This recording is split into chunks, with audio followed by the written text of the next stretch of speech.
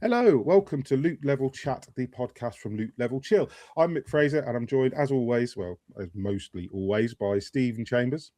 Hey. Lyle Pendle. Hello there. And Kieran Singh. Good evening. How is everybody this week? Playing as a geography teacher. That's what I'm doing today. It's true. It's what I said. And that was almost your opening gambit to me, which is nice. Pretty much, yeah. I mean, it's probably nicer than most my opening gambits to you. It was, man. Yeah, it was almost enjoyable. It was nice. Yes, better than cosplaying as whatever else he calls you off camera. Yeah, exactly. And on camera, he didn't give a shit. And yeah, it's true. Nothing really changes when the little light turns on, you know? But yeah, man, all groovy, all groovy. Mr. Chambers. Hello, Mr. Chambers. Sit the fuck down, shut the fuck up. You're not allowed to say shut the fuck up. See, this is why you're only cosplaying a geography teacher. Yeah. Because if you tell them to shut the fuck up, even if you want to, apparently it's frowned upon. If it gets results, you can't complain. You can't even smack them with rulers anymore. Apparently that's not... This modern world is bullshit. Never did me any harm, you know what I mean? I hear you. Bent over. We used to teach him to walk around with a full-on meter rule under his armpit. I had a and teacher literally caught you talking, it'd be literally across the fingers while you're there. I had a teacher like that called. So imagine this: you've got a really horrible teacher who's literally got a meter stick on his desk, and he's using it. And this is like, I don't know, the late 80s or whatever. And like he's got this meter stick, and they were still allowed to smack a child. Basically, it was frowned upon, but they got away with it, right? But his name was Puddyfoot. So how could you ignore a guy with a name like Puddyfoot when you're a child and not pervert that into something silly and then incur his wrath just weekly? Yeah, I mean, it doesn't sound like it's your fault. It wasn't my fault. Horrible little fucker he was. Yeah. Did they carry the meter stick for like actual reasons, or was it purely just to hit kids with? Well, they had it to draw lines on the board. That was what it was for. You put a meter stick on the board and you'd underline Puddyfoot. But he used to bang the desk with it and stuff because he was basically a bully, and he was like 4.5 feet tall. So a lot of us 6-year-olds were taller than him. So, yeah. See, our teacher was ex-army, so he used to walk around with it under there. I think is just like a point of habit more than anything else. Yeah, still a cunt. Yeah. Well, I think me and Kieran are too young to have like physical abuse in the classroom, but it's nice to hear about it. You know? Yeah, I think being a young child in the 90s was a golden era. You missed the child abuse, and you were in time for Sunny D. So yeah, perfect, really. Like, what else could you ask? TV shows? That's the sweet spot. Bang. Which is actually. It's a nostalgic. We opened on nostalgia. It's a nostalgic episode this week because we're not talking about. So last week I bored everybody to death. Well, Lyle specifically with Crimson Desert for a solid hour, and God bless him for just staying awake because I just wouldn't have. I have not. I've got no.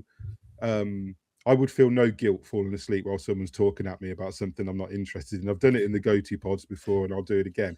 But nodding off. but Lyle stayed awake. He was a soldier. He even chipped in because I re-listened to it earlier, and I forgot that he actually did chip in with the odd comment, probably to keep himself awake more than anything. Wow. Yeah, I don't remember that. Yeah, I imagine he probably had tweezers on his bollock hair, so every time he started to drift, he just yanked on one and popped his eye back open. Smooth as a baby down there. Yeah, we've all been there. But this, we haven't been playing much. All I've been playing is Crimson Desert. I've been playing. I am playing Grime 2, which I could talk about, but I haven't at this point. I haven't played enough of it. So there'll be more game chat, more like current game chat we'll do next week. But this week we're talking about, because this year is a funny old year. Because I suppose if you looked into it every year, you would find something similar to this year. But this year in particular seems to be a very, very big year for gaming anniversaries. Like, it's insane how many things are turning a multiple of 5. Or that's what I've gone with this year. Some big numbers out there, then, yeah. Yeah, I mean, things that are like obviously 10, 15, 20, 25 years old. It's just a weird thing that there's so many this year that are like multiples of 10. So I originally was thinking maybe we'd just talk about all the ones that have turned like 40, but then there's some really cool stuff in here that's like just 20 years old or 25. So I went down a bit of a rabbit hole earlier, and I was compiling like a little bit of a list. So I was going to pick some things off here, almost at random, more or less, and we'll just have a chat about it because I've got like, I mean, for the visual people, there's like a list. I can't even make that is so bright. Oh fucking hell! There's a lot. There's a lot on there, Oh, and that was there we like go. I just picked little bits. I was like, I'll do 5 of each, and then it was like all of a sudden there were loads. But but it's interesting. So I thought I'd start with like the newer stuff, and we'd work our way back. And we'll go through a few things and start with stuff that was sort of like is turning 10 years old this year. And I haven't written down like the birthday dates and such, and doesn't matter what month it is. It's just whatever is turning 10, 15, whatever in 2026. So the first one that because I thought this was older, is this year is Stardew Valley's 10. Oh yeah. Wow. And I've never played Stardew Valley, but it's one of those things that I feel like people just have been talking about forever. Like for as long as I can remember, there's been a Stardew Valley is like this game or this. Do you know what I mean? Yeah. And I thought Yeah, I for sure. assumed Stardew Valley was way older than 10, but no, Stardew Valley, happy birthday, it's 10 years old this year. And I've still not played it.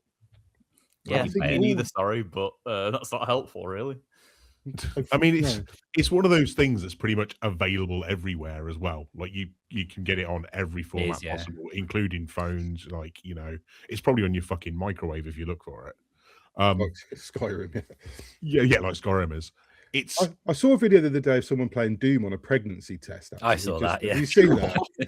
They managed to get the original Doom running on a pregnancy test. That's impressive, man. It is impressive. Sorry, but it's one of those games that does seem like it has been around for ages. I wouldn't even thought it was 10 though, because it's one of these things that feels like it still feels new, but it's been forever in my head. And it's being updated that often, I think, is what it is. It's been updates constantly, and it's been keeping the devs away from the new game, which is the Haunted Chocolatier, for a while now, because that was promised 3 years ago, maybe. It'll probably be 10 years before that comes out, to be honest. Oh yeah, I think it's going to be forever, because there have been massive updates and all sorts going on across all platforms. I imagine they're probably still selling copies, so it's just like, oh yeah, you know, evergreen game essentially, because it's got quite a rabid player base. Stardew Valley, it's one of those things that like people just like, people don't like, oh, I used to play Stardew Valley. They just like play it now still, like they just keep.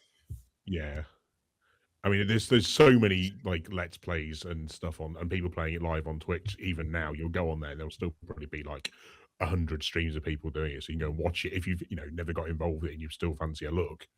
You're going to bump into it on whatever your video platform of choice. Someone's going to be playing it right now. Yeah, but I'm surprised that you've never picked it up, Lyle. Yeah, I mean, basically, the 10 years ago mark is the time where I played the least video games because life was a bit fucked. So, like, that is I've got like until I started writing about video games like 6-ish years ago now, bit more, I think. I just like didn't really like I played things on Game Pass sometimes and old stuff that I have, just had loved forever. But I really wasn't keeping up with things about 10 years ago. And now I'm at this point. Obviously, it's a thing where it's like everyone says it is amazing and like sort of the best in its genre, even today. And everything gets compared to it still, doesn't it?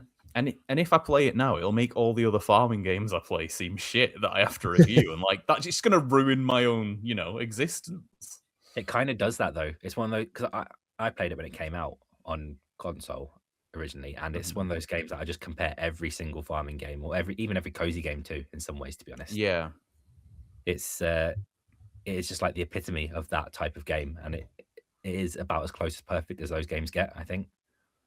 Yeah, I mean, that's all I ever heard, and I imagine I'd really like it. I mean, I'm not the most get super duper into farming games. Like, I'll play the odd one. I usually end up liking ones that have more combat than not, or more of a twist in some way than not. So some of my favorites are things like Ooblets, the dancing vegetable one, or what was another one I was thinking of? There was one last year that was like was it a Rune Factory, like one of the modern Rune Factory ones, and that had a lot of like ridiculous anime combat bullshit. So like that, because I tend to drift that way. It's just not one I've ever picked up, but I bet I'd fucking love it because everyone says it's great. So like, Would you try the board game?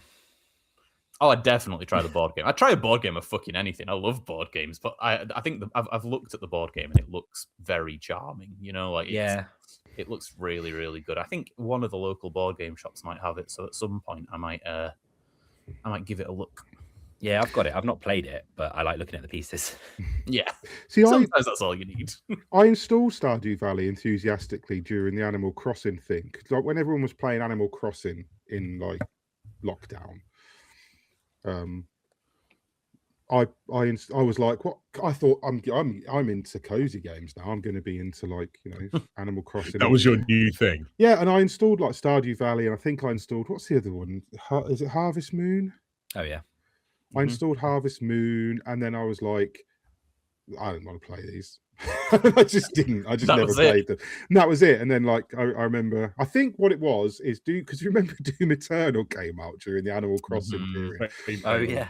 And I was like, I've only got room for 2 games right now, and one is Animal Crossing, and the other is Doom Eternal. And I was that guy that was playing both of those games, like I guess a lot of people were at the time, and I just didn't have space for anything else. But yeah, 10 years old, Stardew Valley. Also 10 years old. I was going to say, as to whether we were going to get any kind of celebration of that, I think it's probably going to be doubtable. I'm sure they already did something, didn't they? Have they really? Oh, okay, they've done an update, I'm sure, for the 10 year, and then I think they might have announced like an extension of the concert series they have. Well, I stand fucking corrected then. A lot of these will be sure doing something small, like because a lot of these things that I've got on this particular list is kind of still going. There's a lot of surprising amount of franchises that are like 35, 40 years old this year. And there's a lot of them that it's quite mad. But also 10 years old, just to run down the rest of the list in case there's anything on here that I wrote down you want to talk about. No Man's Sky, which to me is insane that that's still going and is so good now. Like I didn't know that had been 10 years since that came out, because that was like the most hyped game ever. Yes, it was. It really was, yeah. And I remember being so crazy hyped for that. And Adam reviewed it. I remember Adam reviewing that game and him sort of talking to me, because we didn't get like multiple copies of everything like back then. And I know Adam got this, and he was kind of like, yeah, it's really, really good. And then like a day or two later, he was like, yeah, it's still quite good. It's pretty good. And then like by the time it came to him scoring the review, it was like 7 out of 10, and it was like, yeah, there's not much to do in it. It's just like it's really massive and really basic. And then like now, if you play No Man's Sky now, fucking hell! Like I installed it about a year ago on Steam Deck, where it runs bloody amazingly, by the way. And I put it on Steam Deck, and Jesus, there's like everything they promised is there. It just took them 10 years. Yeah, but kind of wild. I mean, it's a game where it's such a weird one where at the time, if you told me when No Man's Sky released that in 10 years' time it would be this game that everyone was still talking about, and if anything was like so much more popular and appreciated than it was, like I would have just assumed like in 10 years time everyone will be thinking of that as like one of those weird like, oh my god, do you remember that game? Do you remember Concord? You know what I mean? Yeah. Well, the amount of goodwill that Sean Murray, because I remember when it came out, I felt sorry for him because he was getting like slated by everyone, wasn't he? He overpromised, didn't he? Like he did the Peter Molyneux thing, but he wasn't Peter Molyneux, so he didn't get away with it like he used. And he felt like it was a bit of an indie game though, wasn't it? That Sony has sort of latched onto and really sort of made a poster child, and maybe that's the right thing to do. What he promised has now come to fruition, and it was like, what was he going to do? Delay the game 10 years? Do you know what I mean? So to a certain extent, it's like they had a workable game. It was functioning. You could play it. You could travel to all these different planets and see this bizarre life. And they like 2016 wasn't so big of a like, things didn't go into early access as often as they do now. Like a game like that nowadays would go in early access for 5 years, and by the time or whatever, and by the time it released, it would have half of those promised features. In 2016, early access wasn't as prevalent. It wasn't a common thing. It wasn't the answer to like, my game's not finished. So it's like, we've hyped this game, we've got it working, it hasn't got everything we promised, but it's still pretty cool. Let's push it. And I think they got away with it because I think because of Sean Murray, because he was a likable guy. He was very likable, yeah. And he was even quite apologetic about everything. And they were quite honest, like about, well, look, we haven't given you everything we promised. We wanted to, we will. And everyone went, yeah, whatever. And then slowly those updates started to come in. And I can't remember what the first big update was. I can't. I remember writing about it for, I think, Red Bull at the time. And like, I remember when the first big update came for it, and I went back to it and I was like, yeah, this is going to go somewhere. But I didn't know it was going to go where. I mean, now there's like underwater shit. It's got the multiplayer stuff. It's basically like a galaxy-wide MMO. Yeah. They improved the engine for creating the wildlife, like the randomized planets now. Like I played it for like a year and didn't see anything but shitty red planets with horrible like the big trees with like bubble tops and stuff. I was like, this is awful. And then I booted it up last year, installed it, and the first planet I landed on was like this paradise world, and it was like, this is what we're talking about. So I always remember when it came out with it said on the box that it was multiplayer, and they had to put stickers over it. Oh, like, yeah, I remember, because it, I mean, how bad is that? Like, I know. And it was like, what, you couldn't have delayed. But I think what it was, honestly, I think he's even said it since, is like, what was he going to do? Like, if he'd have delayed it, it would have delayed it for 3 months and still not had everything that they wanted to put in it. Or, well, yeah, you know, it's taken them 10 years to get there. And now they've got that other Light No Fire, which I still don't know when that's coming. I guarantee that will go into early access, I'm sure. Yeah. This time. But I mean, that to me just looks like an MMO, like Enslaved, or not Enslaved, Enshrouded. Where'd I get Enslaved from? That was a Freudian slip. Yeah, Enshrouded. I don't know if you played Enshrouded, but it's brilliant. But I don't want to go on. I want to play that. It's really, really good. It's one of the best survival MMOs going. Like, it's really, really good. But yeah, No Man's Sky, also 10 years. We've lost Steve. I've been ignoring it for as long as possible, but I don't know if he's coming back. I'll tell you what, I'll pause here and then I can find out what's going on and we can restart in a minute. Yeah, he said that he's he thinks it might be Virgin because it's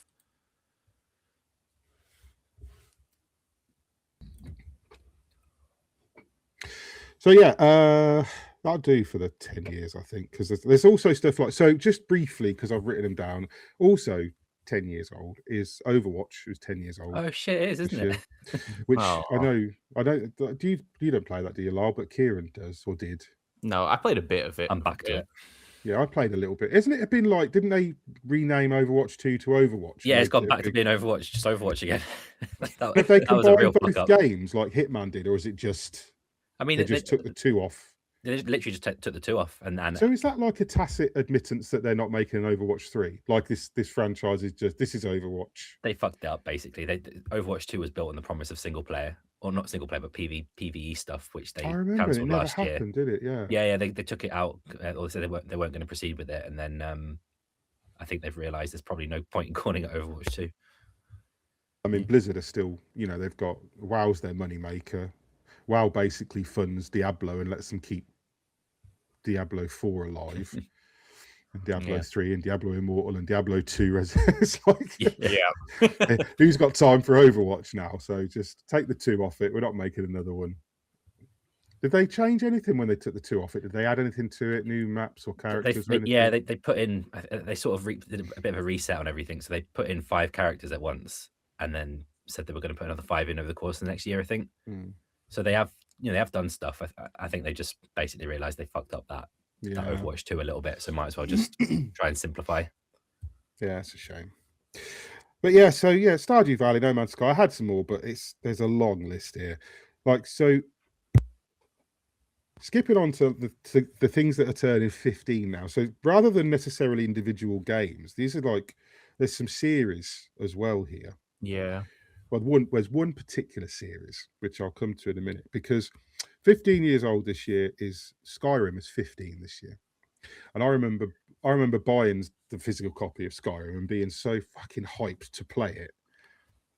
Like, because it came with like, it was still when games had manuals, and it came with like a manual, and it had a map. If you could fold out the map of Skyrim. Yes, yeah. which I had on my wall for a while because I was that hyped about it. I mean, I'm acting like I was a kid 15 years ago. I wasn't. I was 30 years old. I was a grown man. But like I was super hyped for Skyrim. I remember getting really, really into that. The Nintendo DS also released in Europe. Oh yeah. Which I didn't realise. I thought that was 3DS, right? DS was, I believe, the Nintendo 3DS. Oh yeah, it would have been, wouldn't it? Yeah.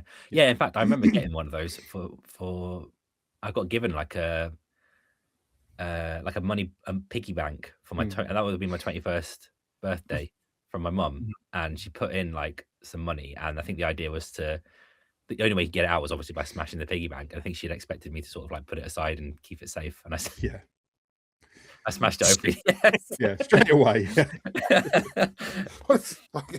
Happy birthday, me. Hell yeah. Yeah, the 3DS. We had a 3DS. I hated the 3DS. I really did. It was awful. That console.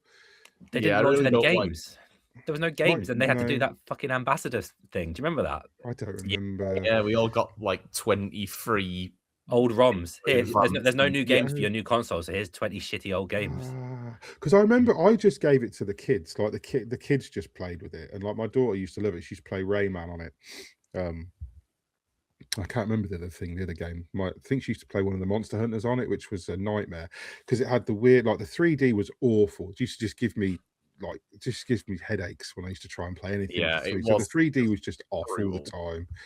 And then like the weird second screen that you had to interact with while you were trying to hold it like a console, but then it would be like, now do something on the other screen. It was like, I fucking can't. I've only got two hands. I used to like say to my daughter, like, press that for me. Press it. It's like I just hated that console. I really didn't like it. That was where I started to fall out with Nintendo.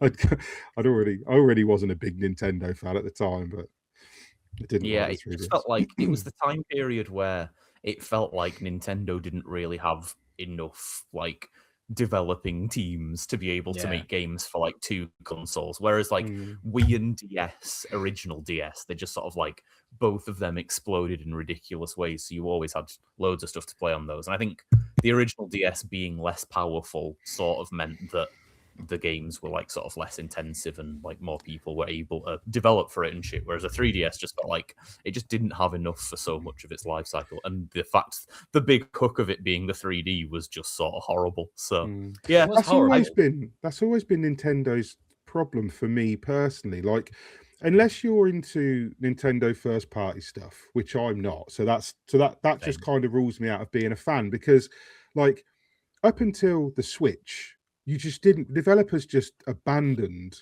Nintendo consoles within a couple of years. Like they abandoned the Wii, they abandoned the Wii U, and then like the Switch came along and it was like, well, we can port stuff, but it'll look awful. Like it'll play, but it'll look awful. It'll be an inferior version of whatever so it's like, do I really want to play anything again on the Switch that I can play on any other platform I own?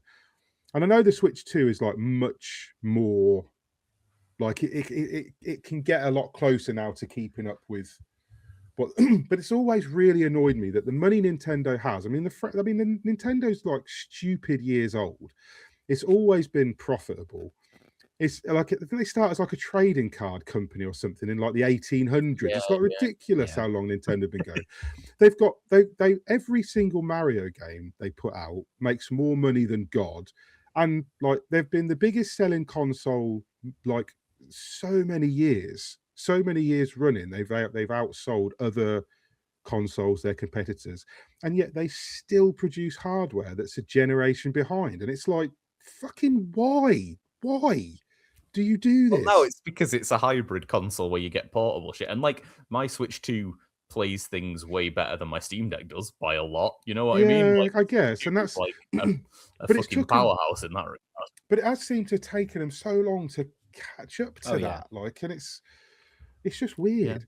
But like, so, but this is the thing, and I mean, I won't buy the only reason I won't buy a Switch 2 is because they never lower the prices of their games. And I have we don't get double copies very often of Nintendo games. So you have to buy the games, and then they're so fucking anti-consumer that they won't drop the price of anything Like, I think if you go and buy Breath of the Wild new on Switch, it's still fucking 50 quid. It's like, come on, lads. Like, it's old now. Yeah. We're a console ahead. Drop the price, but no. But anyway, Adam will be quietly seething if I say anything else negative about Nintendo. Well, 3DS, interesting concept. Interesting that it was 15 years old, yeah. And it was a weird little thing. Like, Nintendo have that thing where they are the ones that try stuff. I mean, I can't knock that's the simple fact. Like, Nintendo are the ones who will take risks and go, let's put a 3D screen on this little handheld in, like, do you know what I mean? 2011. It's not going to work, but like, I liked it. I thought it was weird, and it gave me a headache after a while. But I did quite like using it. I would always play with it on. Whenever I played with it on, I had the slider like where you could only just tell that the 3D was on, so I could like, it's okay, it's not going to hurt me, it's not going to give me like a tumor in 10 years. Well, kids couldn't play it, could they? I'm sure there wasn't there a warning on it saying like if you're under 6 or something, you could play it. But like, it'll kill you, so careful. Nintendo are the only ones that have ever made like motion controls really work. Like, Xbox tried it, PlayStation, had like the Kinect and the wand. Was it the Move wand and whatever? But Nintendo are the only ones who could do it. Like, when they brought out the Wii U, that was amazing when the Wii U came out. I remember I bought Wii U like on the day it came out, and I got Zombie U. Oh yeah. And that was at the time was like, this is insanely good. Like in your backpack. That was you know what I mean? And like you're on the screen, but you've got your backpacks here. Like, that was really interesting stuff. And it was like, but then no one does it. Like, no one emulates it.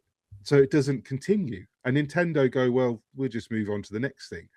And no other console company, like PlayStation, didn't go. I mean, they put a touchpad on their controller and shit, but it wasn't the same. It wasn't like, let's put a screen on the controller and do this cool stuff that Nintendo do. So I mean, credit where it's due. From a non-fan, it's easy for me to slag Nintendo off, but like, got to give them their props. It's not like they're not the biggest selling console manufacturer fucking in history or whatever. But also this year, 15 years ago, 2011, Dark Souls was born. Oh wow. So not Demon Souls. Demon Souls was 2007 or 2000. I think I was at uni. I'm sure Demon Souls was 2007 or 8 originally, because I know Demon Souls was like in Japan first. And then it came over here and everybody hated it and was like, what is this fucking nonsense? I can't even play this game. I imported it because it didn't come to the EU, did it? It only came to the US. So I got it imported because it was like, I remember it was the same year as the first Dragon Age, because my flatmate at uni, he was like really into Dragon Age and was like, oh my God, this is finally going to be like the RPG of the year on this site I love. And then Demon Souls came out and he was like, oh, damn it. Didn't happen. I remember getting Demon Souls. I bought it before it was a thing because I can't remember why. Yeah. I think it just looked really good. And it was like, again, 15 years ago, everything was different. Hype was different. Trailers were different. The internet was different. So like a game like Demon Souls just looked cool on the box. And I remember playing it for like an hour or so and just being like, this is like, I genuinely I just hated it. Like, this is awful. Like, how is anybody ever going to play this game?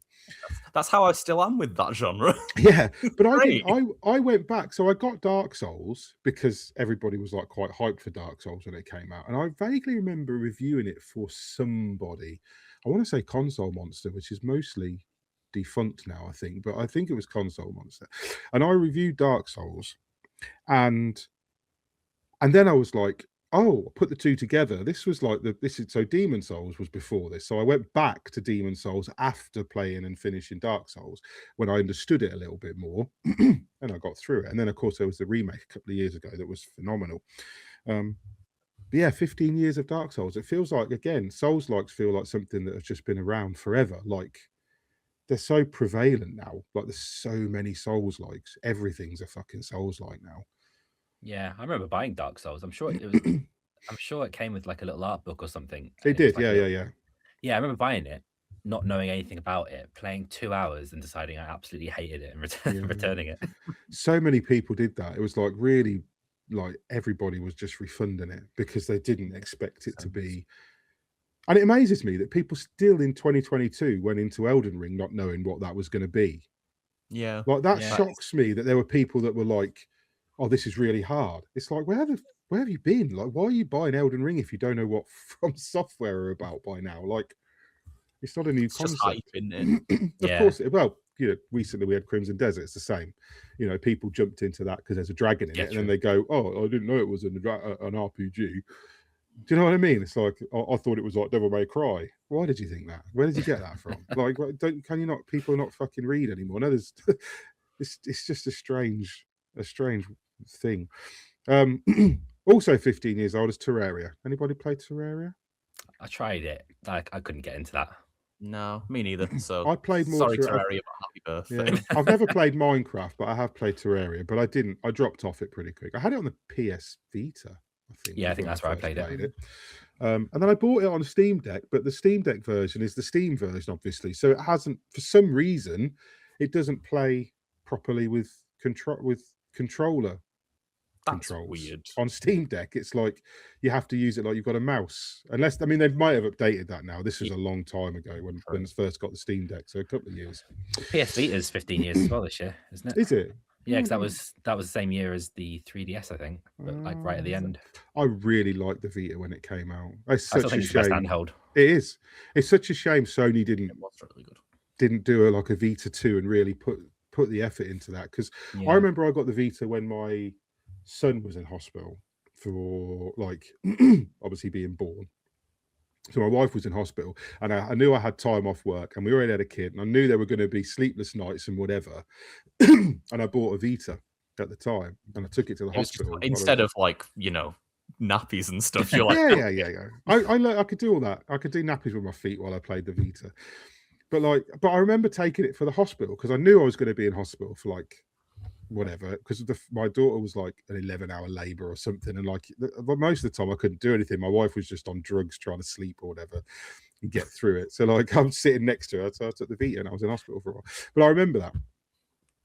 But and that was in 2012. So I bought the Vita sort of the year after it came out. But I thought the Vita was great. That was a really good concept. Some superb games that I wish they had ported over. There was Soul Sacrifice and stuff that was really good. There was that was really interesting. I think there was a Soul Sacrifice 2, or it was an update that added loads of stuff to they it. They had some sort of was it Soul Sacrifice Delta or something? Yeah, that was it. Yeah, Soul Sacrifice. That was a brilliant game, brilliant concept. It's kind of fucking ugly if you look back at it now, but the actual concept and the gameplay was brilliant, and it was really unique. Nothing's like it. A fantastic game. Yeah, that's a bit of nostalgia. Every time I think about Soul Sacrifice, I miss it. And then I still got my Vita, but it just doesn't turn on anymore. Doesn't matter what I do with it. Doesn't matter if I charge it. No, it's just dead. So I even found the box clearing out the garage the other day, and I had I had the tearaway card and a Crash Band and a not a Crash Bandicoot, fucking the Thief. Oh, Sly Raccoon. Sly Raccoon, yeah. I had a Sly game, and then the Mod Nation Racers was in there, and I was I just threw it away because I haven't got the Vita anymore. I haven't got the boxes I don't think you can even sell them anymore, so I just binned it. But that was a bit of a shame. But yeah, so there's one on here. So 20 years ago, we just mentioned the Wii. The Wii came out 20 years ago, according to the research I did earlier in Europe. Yeah, I remember that was I got that in sixth form, and I'd told someone that I'd go and watch them in the school pantomime the day that the Wii came out, and I was really fucking pissed off that I had the console, and I had to go watch someone do a really bad rendition of Aladdin. I was like, this is fucking awful. I've got Wii Sports and Zelda at home. What the fuck am I doing here? What was the Zelda that was on the Wii? Was it Twilight Princess? Twilight Princess, because that was 20 years ago as well, so that makes sense. Yes, because the Zelda franchise flipped, wasn't it? Hella old. It was left-handed. Yeah, that was the thing. He was left-handed in it as opposed to right.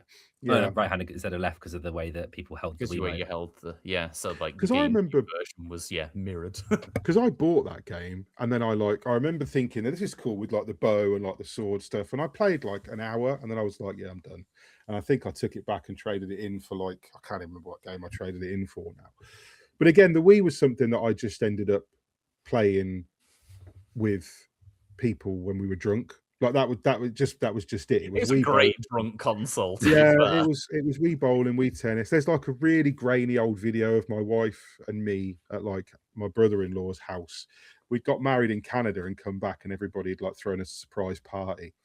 And then afterwards, when we were all bladdered, we'd all gone back to like my brother-in-law's house, and he'd got the Wii out, and there's like old videos and pictures of us like playing Wii Tennis and stuff from like 20 years. It's mental. 20 years It's ago, you were playing drunk Wii Sports, and drunk Wii Sport. getting bored of Zelda. And Yeah, did you the play young- Red Steel? Red I Steel. did, yeah. Red was trying Steel to was think what really that thing good. was. I was trying to think of it because Red Steel was a game that I did play, and Mad World. Oh yeah. Yeah. Mad World was excellent. I remember writing a feature about that for somebody. Mad World was really fun, Yeah. and it was so violent. Like that was what, because Nintendo don't tend to do, even now they don't tend to like do violent first party stuff, and like Yeah. and that's what I like. I like a game, Yeah. I like an action game. I'm a big fan of that. First Platinum game. I think it was definitely Platinum. I don't know whether, I didn't know it was their first. It was, because I remember before that they were Clover Studios, weren't they, with Capcom? So I remember super stylized. Yeah, really cool game. There was some cool stuff on the Wii, especially early on when like it was before like it was taken over by Just Dance and you know all the usual suspects. No shade on Just Dance. No. I mean, Well, the Wii was shade. the Wii was a great console because it was so innovative. Like the motion controls and stuff was like no one had done that. And then the fact that at the time everybody supported it for quite a long time, the Wii. So you got some good games on it. I mean, again, you try and port stuff over and it fails, it struggles. But the first party stuff on the Wii was some of the Nintendo's best work. And they had some sort of really cool things as well, like how so many people ported like light gun games to it and stuff like that. And that sort of thing, like you hadn't really been able to have at home unless you had, you know, full on like had bought extra peripherals and all that shit, which was just like, Wasn't there like a thing that you could clip the Wiimote into? And it the became like, Wii Zapper, I think. that, was yeah, it. I had something like, I remember having that. Yeah. Came with Link's crossbow training, obviously, Link's guys. crossbow training, of course. How could I forget that gem? Exactly. But yeah, so the Wii is 20 years old, but also there's some other things that are quite doozy. So Skyrim was 15 years old. Oblivion's 20 years old this year, so 5 years difference. When you play them together now, the jump from Oblivion to Skyrim, just in terms of what they did in Skyrim, was because Oblivion was the first game I played that was anywhere near that size. Like a lot of people, it was the first. It was like you'd play big stuff like Final Fantasy like 7 or whatever, but like that kind of ridiculously massive open world was like. I mean, prior to that, you'd had like Morrowind, and Morrowind was really clunky, and it was a really difficult game to play. Yeah, I actually played Morrowind first. For some reason, I did play the order of Morrowind, Skyrim. No, Morrowind, Oblivion, Skyrim. And Morrowind, I really liked in some ways, but then there were just things like you had like such a low chance to hit, so you just sort of slash at nothing whenever you were fighting and stuff. It was just like this is so weird, and let's face it, not that fun, but you know, also very ambitious. But yeah, Oblivion was such a step up from that. But yeah, like you say as well, Skyrim even again, you know.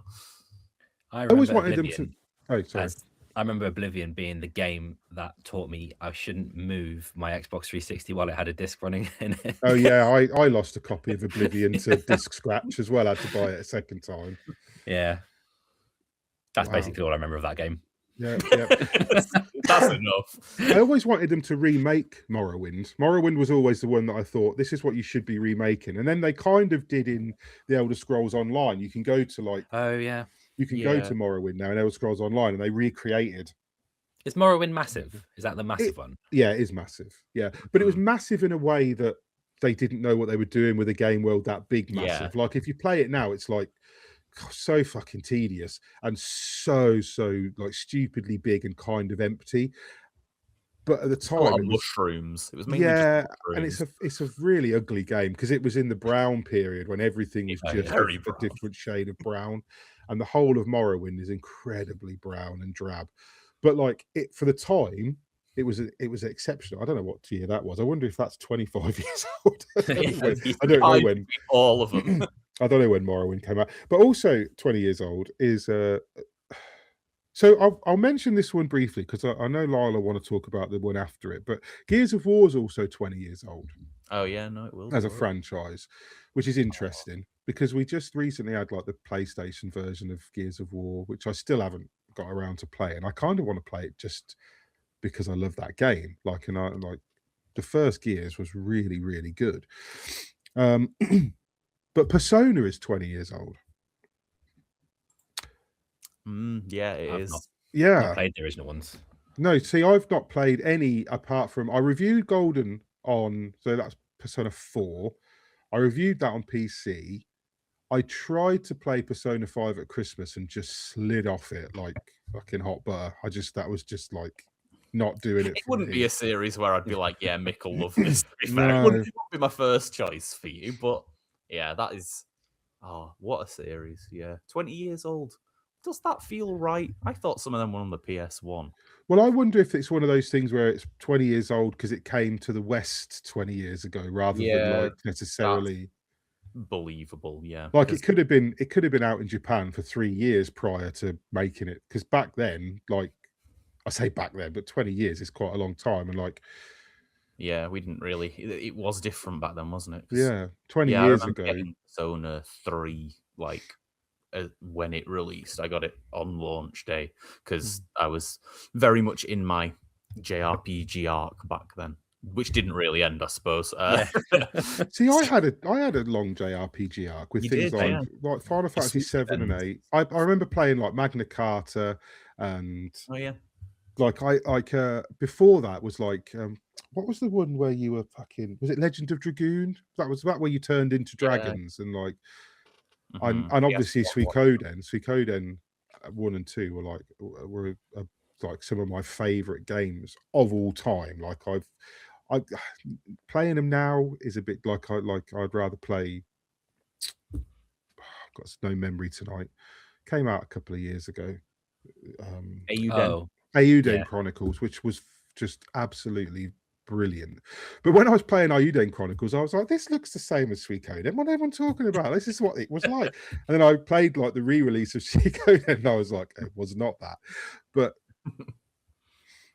yeah, Persona 20 years old. And I've never really got into I played Persona and I remember everybody was like, because obviously I knew what Persona is and Danganronpa and stuff, like I know what they are. Because I'm in all the fun Japanese names you've got in your brain, Shin Megami Tensei and all that. There you go. But I'd never got into them, and then like everybody used to talk about like the music, like everyone loves the music from Persona, and I had to go into Persona 4 settings and turn that fucking music off because after 3 hours of that same looping track while I was running around the game, I was like, this is absolutely melting my brain, and I had to turn it off. You are a sick human being. I don't love this. This is like the weirdest, worst thing anyone has ever said as a hot take. I was talking to Mick, Mikhail at the time, I remember, and because he's like a real big, like you, like a big proponent of in-game music. Like he really is, like you know. And I'm not a big fan of in-game music. I like a game with a soundtrack, and there's some bangers that I've talked about before, like theme music, like the Oblivion main theme and the Alan Wake soundtrack and things like that. The Halo title screen music and shit. But the Persona music and Persona 4 Golden, I was just like, I can't fucking do this anymore. And I had to turn the music off instead. And when I told people who I spoke to I'd done that, they had your reaction now, which was like, they were like, what? How can you get? And I was like, well, maybe it's not the intended experience, but I'm probably not the intended audience either. So I had to turn off the screen for this game. It just wasn't working. That's what people are like. You did what?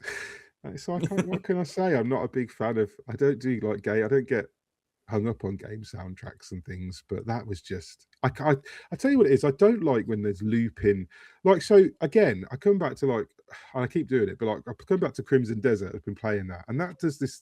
That's when you cook, or when you go to the shops, this little ditty starts I playing love in it. the background. That music, I love it. And I love it. And like, but the other day I was cooking so much stuff because there was like a boss, and I was there for so long that after a while I was like, right, this is starting to annoy me a little bit now. Like, this is a banger of a bit of gaming music, but it's like, maybe just like change it up a little bit after you've been at the campfire for fucking 10 minutes nearly cooking grilled meat.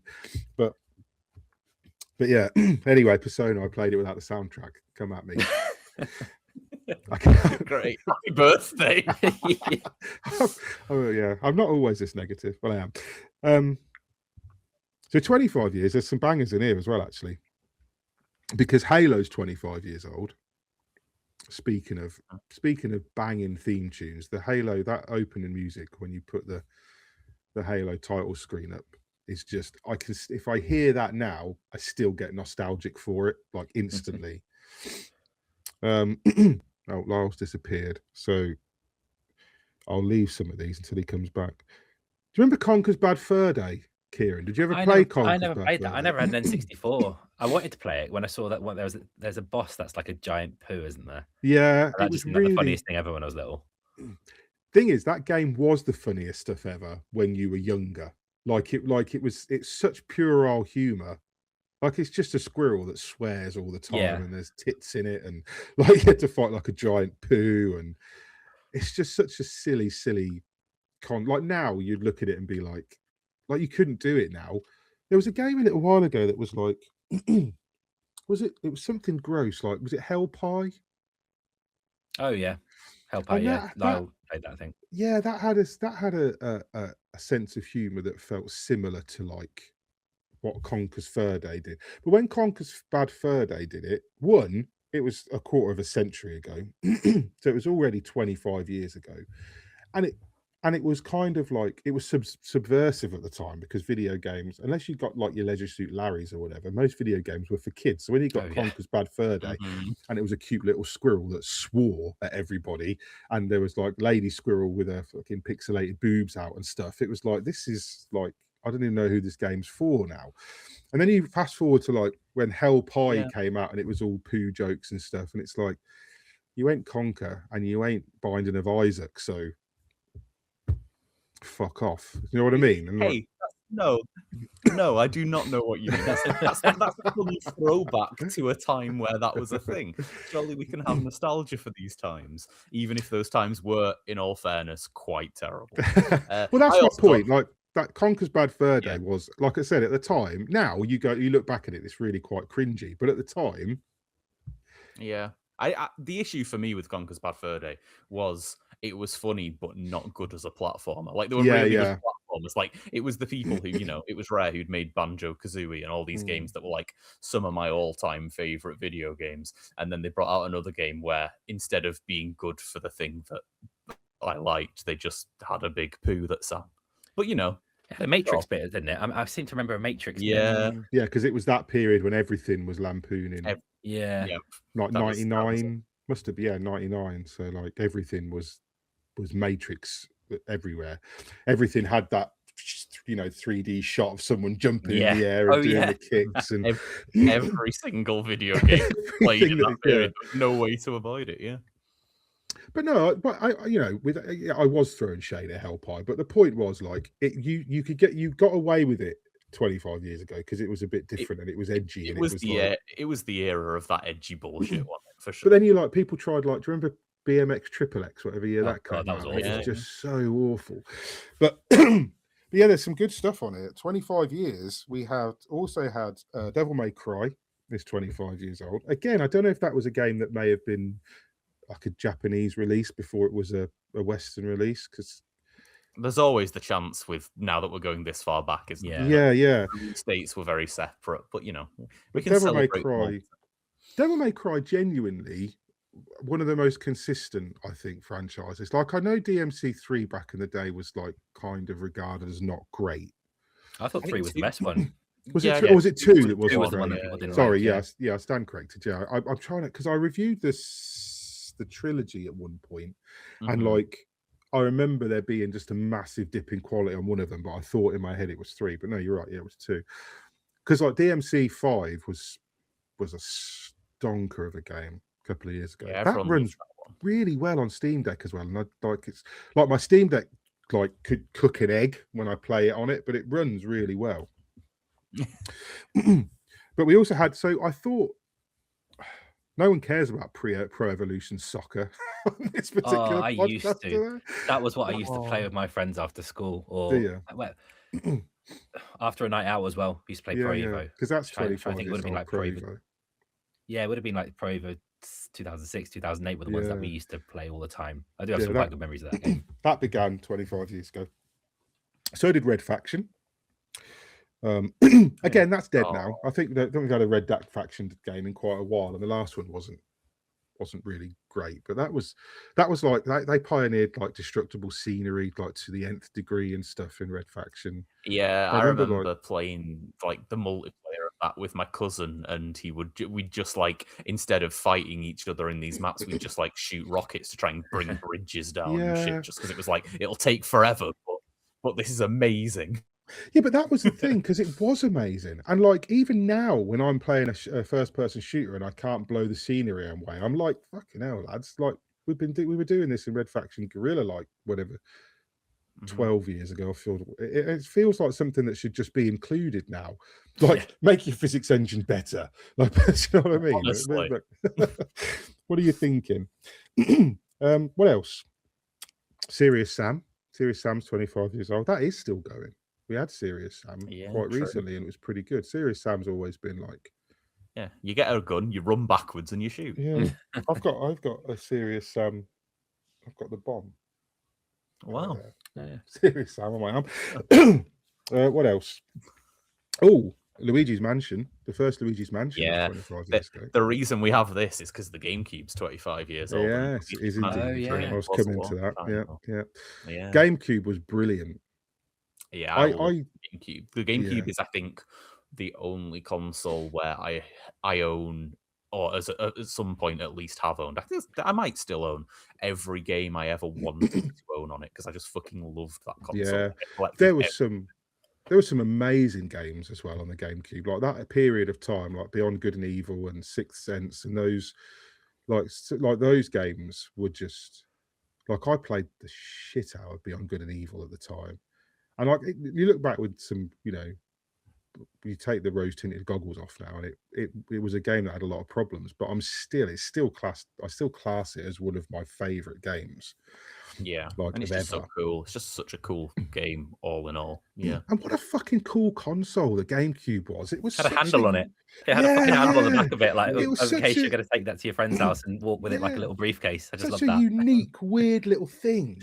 And like, the mini discs, the tiny half-sized discs. Was it the GameCube that had the awful controller, or was that the? Yeah, it was, wasn't it?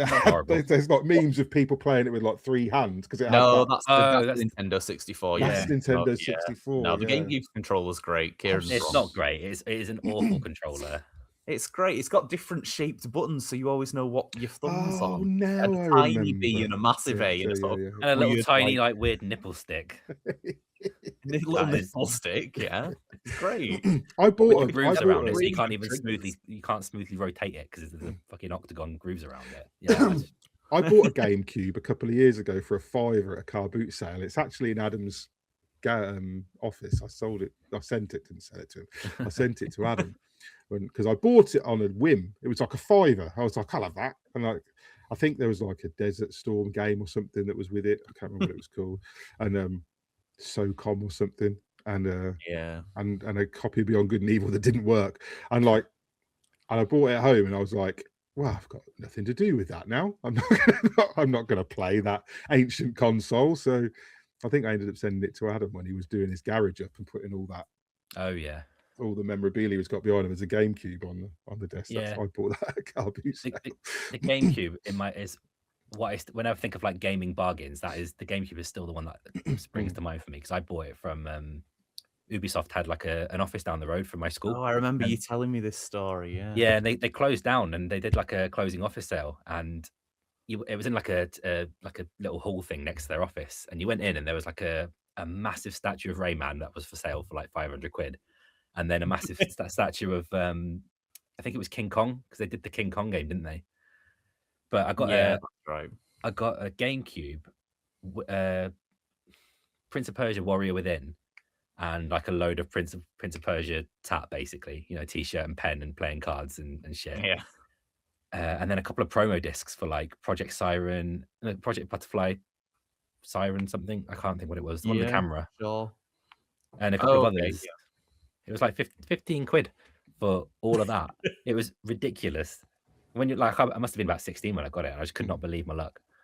So was Animal Crossing a GameCube game originally? Because that's also 25 years. Yeah, like I wouldn't have thought that had been a launch thing, but I guess in Japan it must have been or something. Maybe. I don't know actually if it was a launch game. Because I didn't even know what Animal Crossing was until New Horizon came out. Like I didn't have my finger on that pulse ever, so I didn't even look into the like previous iterations until we were playing. Been around fucking ever. Yeah, it was a GameCube game. It definitely came out quite a bit later, I think, over here, because I remember it being something that I was sort of looking into, but it was kind of towards the end of the GameCube sort of cycle, and I wasn't as like into it. But they must have got it way earlier. Yeah, but they did. Yeah, 2001 in Japan and 2004 in the EU.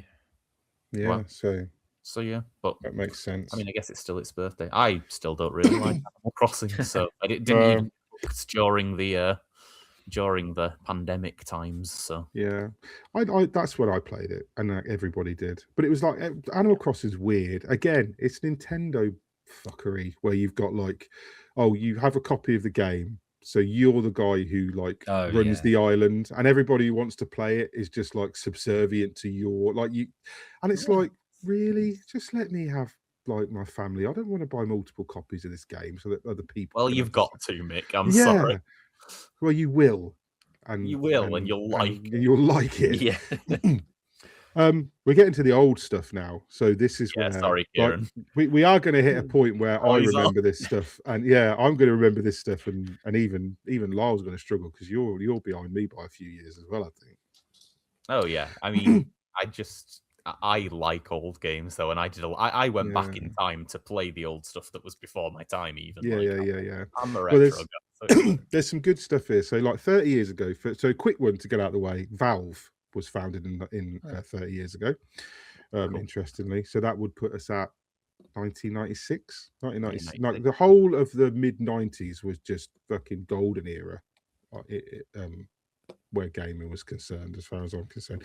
Yeah, so Valve was founded. So we got Quake in 1996. Obviously, we got Resident Evil, which we've spoken about a couple of times this year. But yeah, Resident Evil's 30 years old this year.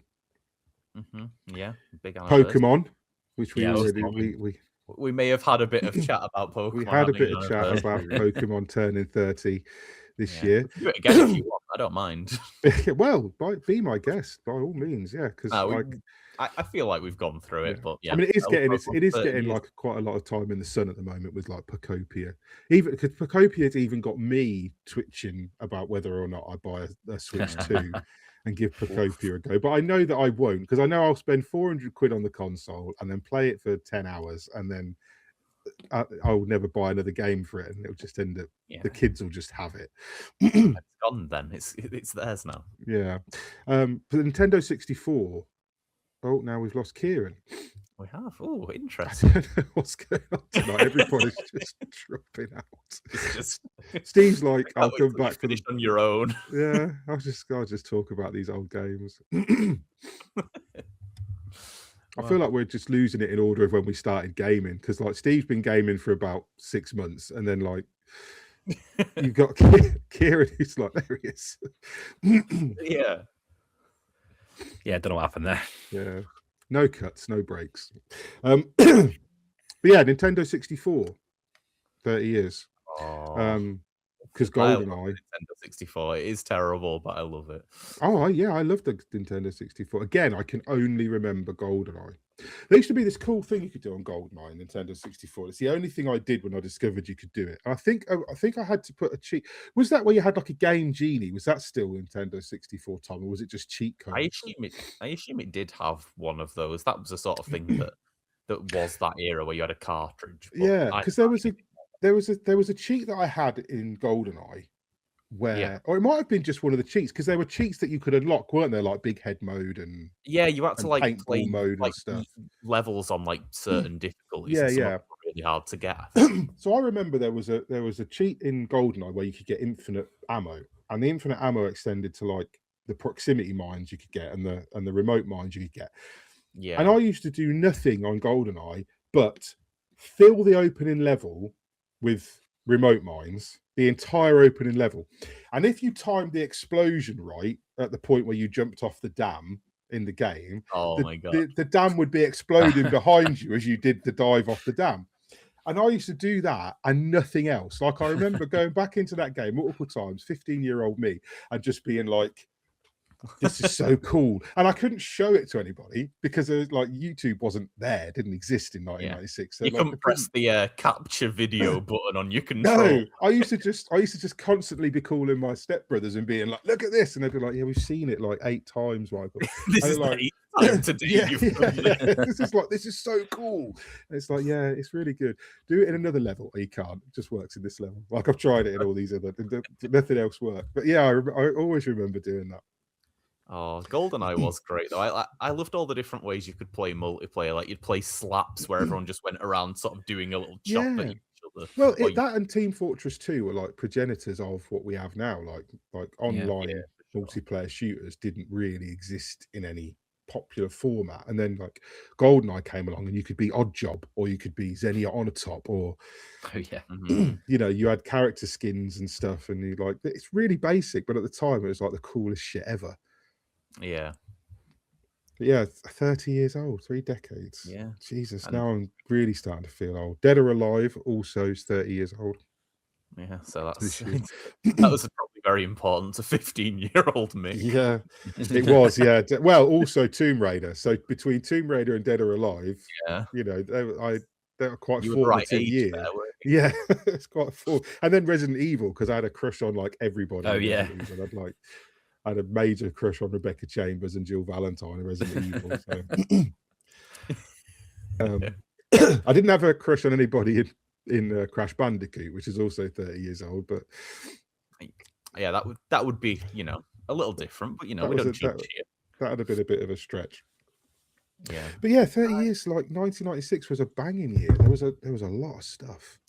Yeah, Crash Bandicoot was huge at the time. I remember watching some sort of like TV show, or that there was a TV show that I think my dad was watching where it was showing off Crash Bandicoot, but for some reason all they were showing was like the different death animations, because that was like a big deal then, that you had sort of like multiple silly ways to die, and that was just this unique thing that they'd latched onto. Yeah, real good slapstick Crash Bandicoot, like really good level. Like I always liked the humor in Crash Bandicoot. Like it was very much like fuck Sonic. Do you know what I mean? Like I always felt like it had that kind of vibe where it was like, because it was so much like Sonic in a lot of ways, in like conceptually Sonic vibe. Yeah, but they did it. I mean, it was 3D for a start, which was the first one 3D? Oh, it must have been 3D. Yeah. Crash Bandicoot's always been 3D, right? See, but it was kind of like, because it was on the PS1 and it was before there was an analog stick. There was a lot of like, you either run one direction into the camera or one direction right, but it's 3D. You know, there was a lot. Well, that was why.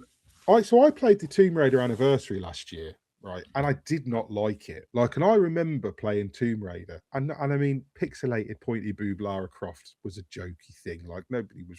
Well, I like to think nobody was really into that at the time, because, like, but I remember playing the game a lot. Like it was really like I played a lot of Tomb Raider on the PS1. I played a lot of everything on the PS1. That was like when I became, like, that was when I really got into gaming, was because I'd had a Nintendo 64, but that was always like mine and my brother's, and I've had every console ever from like the NES onwards. We even had a Neo Geo at one point in my house because my older stepbrother had a Neo Geo. But like, so I've played everything. Like I don't think there's a console that I haven't had experience of, but it wasn't until the PS1, because I remember like Mega Drive and Master System and all that stuff that was like before that. But the PS1 was like, wow. Like the PS1 changed my whole worldview. Like that console was just like the best thing ever. But again, you struggled with like the old controls, like the old gamepads back then were different. So like trying to play like Tomb Raider back then, we just made it work. And then you play it now, and like when you put the old controls on the Tomb Raider Anniversary Edition, it's like, how did we play this?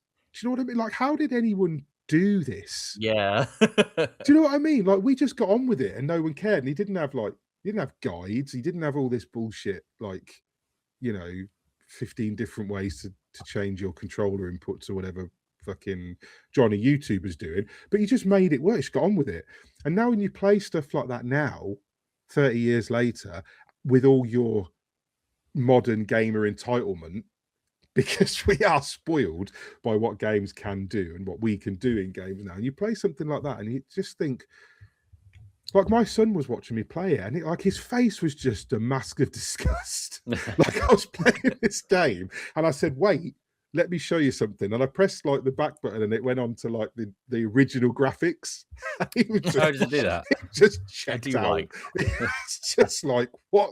He was just like, you used to play this. I was like, not only did I used to play this, I completed this like 8 or 9 times. Like, I used to play this game over and over. I could quote some of the cutscenes still.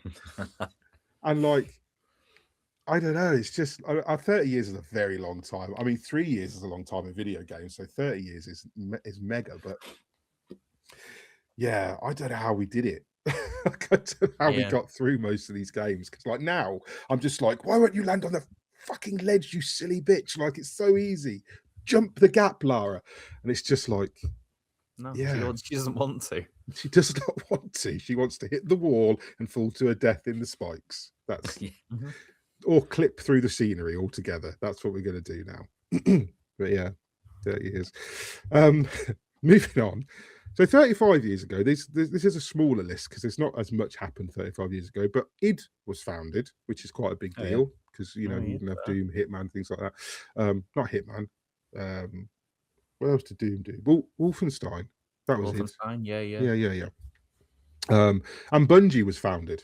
Bungie was founded in 35 I always years forget ago. how old Bungie is. Yeah. I think everyone does, because until they did Halo, they were kind of not really on the map much. I know Marathon, the original Marathon, is a beloved thing by gamers of a certain age, but like most people you talk to on the street won't remember the original Marathon. But a lot of them will remember. We'll go on a little street tour and we'll ask, maybe there will be some marathon heads out there. Maybe. Did they do Oni? Oni. I'm sure, was that? I'm sure Bungie did Oni, didn't they? They might have Maybe. done. I remember Oni. I didn't really play much of it, but I remember its existence. Developed by Bungie West. Yeah, but they came into existence with Halo, really, like in terms of like the zeitgeist, like they, for sure. And I mean, they haven't done Halo since Halo 4. Was it 4 or did 4? Yeah, I think so. That was either the last or no, first. I think 3. I think 343 took over with Halo 4. Yeah, maybe they did Reach then. Yeah. Yes, they did do Reach. Yeah, and then obviously Destiny. Like they went into Destiny, and the Destiny's been going for a long time now, and it's waning hard. It's on its way out, I think, and there's not much anyone can do about it anymore. And now Bungie themselves have pivoted to Marathon, which is doing way better than I expected it to do. Like, I'm seeing review scores for that game, like, climbing up to the 9s, and I was like, I was not expecting that. Like, the pivot on Marathon has been insane, because just a few weeks ago, when people were playing like the server slam before release, nobody was that interested. Like, it wasn't it didn't seem to be too. Everybody was just like, yeah, it's quite good and it looks nice, and it's got something, but we're not sure. And then a couple of weeks after release now, people are like, I think the new maps have done a lot, because one of the maps, I think the second map they unlock, is apparently one of the best things that's ever been built in a first-person shooter. I haven't been back to it because of like Crimson Desert and stuff, and I will, because I'm supposed to be reviewing it at some point.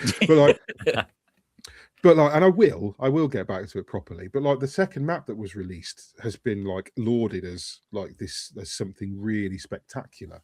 And I mean, I don't know why, but yeah, 35 years is a legacy. Like, Yeah. It's quite impressive considering they've not got a big catalogue of games. Like there's some developers on here that are 35, 40 years old that have got like a mega backlog of games. Like dozens and dozens and yeah, dozens. yeah. And whereas Bungie, you can count on probably less than two hands how many games they've actually released in 35 years, and yet they're massively. And 8 of them are Halo. 8 of them are Halo, yeah. But they're like massively profitable company. Like they've survived, through all this. And I mean, games dev in general is like real tumultuous these days. If you don't do something spectacular, or you're not already part of the elite, if you're a Capcom or a Bungie or an Activision, you're gonna weather the storm. If you're like a small dev that comes along now, I mean, how many devs that are releasing games this year do we think we'll still be talking about 35 years from now? Do you know what I mean? It almost seems like not many. It almost seems impossible. Sorry, that was weird because where my screen is, your cat looked like it was about to climb on my table, and I was like, amazing. For a second, I was like, I thought I was going through something. Yeah, yeah. So and also, do you remember Lemmings? Does anyone care about that? Can you still buy Lemmings anywhere? I bet you can still buy it. It has to exist somewhere. I had it. A version of it might be on mobile now. Maybe. Oh yeah, for sure. Yeah, definitely. Lemmings was sort of great and sort of like horrific and painful to really bother trying to play, but it was very inventive, Like I used to play it a lot, and then I would get to a point where I was just like, I can't do this. Like I can't solve any more of this game. You've passed my brain's capacity, and that's the end of it now. I'd go back to like the early game, and I'd play the early game several times and then just give up again when I hit a point where it was just like, again, this is pre-guide days when there wasn't like, I mean, you imagine Lemmings releasing now. In a week's time, there'd be like 5,000 YouTube videos just explaining how to do every little thing and how to exploit this and how to get the most powerful sword in the first hour of Lemmings or whatever. And it's like, well, it doesn't have swords, and I'm being facetious, but like, that's the world we live in now, and we didn't 35 years ago. Yeah, I mean, 35 years ago, I was 1 year old. So my first remembering of Lemmings was that like one of my dad's friends had Lemmings, and when we went to his house, I had a great time pressing the kill all the Lemmings button and watching. Yeah, that was brilliant. They used to all explode in a row. That was that was great. That was what I enjoyed. It was basically like jingling keys, but more modern. They used to go, oh no, and then pop, and you go pop, pop, pop, pop, pop. Really good. I remember 10-year-old me remembers this one in particular. Oh, because it was on my Master System, which was Sonic the Hedgehog. Sonic, which was, again, this is one of those things where if you play original Sonic now, if you busted out a Master System and had a telly that could still take a SCART lead, and was it even a SCART lead then? I can't even remember. It probably wasn't. It was like it was a little aerial. The aerial you plugged into your little shitty monitor. But like, I remember that if you put that on now, I don't think it would feel fast anymore. But I remember Sonic being the fastest thing. Like Green Hill Zone I used to just do nothing but loop Green Hill Zone trying to get to the end as fast as possible. It would just basically be a speed runner. Yeah, it was like, I've done it 27 seconds. I can do it quicker. It'd be 26. I don't know what people can actually do it in now. Catapulting yourself. It's probably across, like 3 seconds. Yeah, like catapulting you across yourself across Green Hill Zone. And I mean, probably nowadays, I don't know whether you could like, I don't know whether you could soup Sonic up and like improve the frame rate and shit now. Somebody's probably done it. But like that back then, Sonic was brilliant. I loved Sonic. I was way more Sonic than Mario, and I was into Mario then. Like I did, like everybody was into Mario when they were 10 years old, my age. But yeah, Sonic the Hedgehog was like.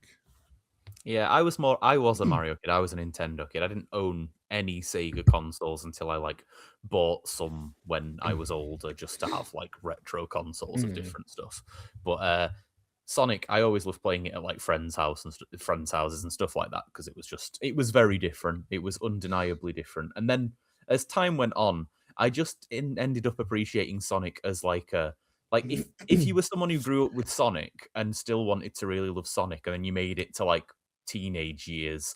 It was just like, you've really been through a journey. You've been through, like, it was like a kid from a broken home where you were like, wow, how did you manage that? That's amazing. Like, what have you done here?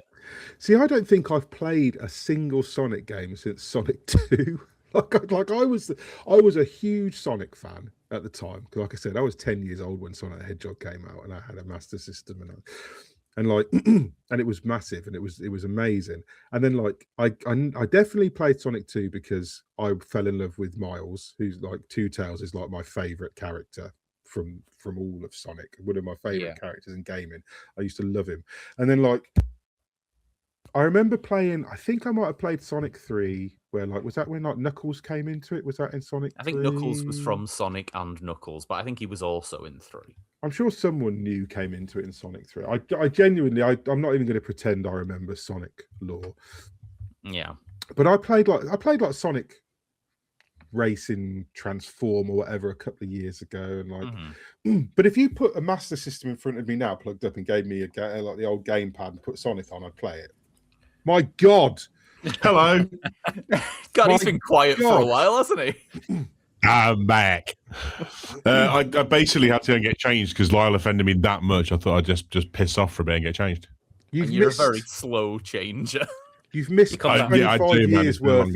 You've missed 25 years worth of nostalgia. We're not going back. 10 second recap. You've come back at the worst time, to be honest, Steve. What have I walked into? You've missed a discussion of Skyrim, Dark Souls, Persona, Oblivion, Gears of War, Animal Crossing, Serious Sam, Halo. We've just been through Crash Bandicoot, Resident Evil, Pokemon, Tomb Raider, Dead or Alive. Now we're on Sonic. Oh, fucking 35 years unbelievable. Ago. You just missed Bungie and Lemmings.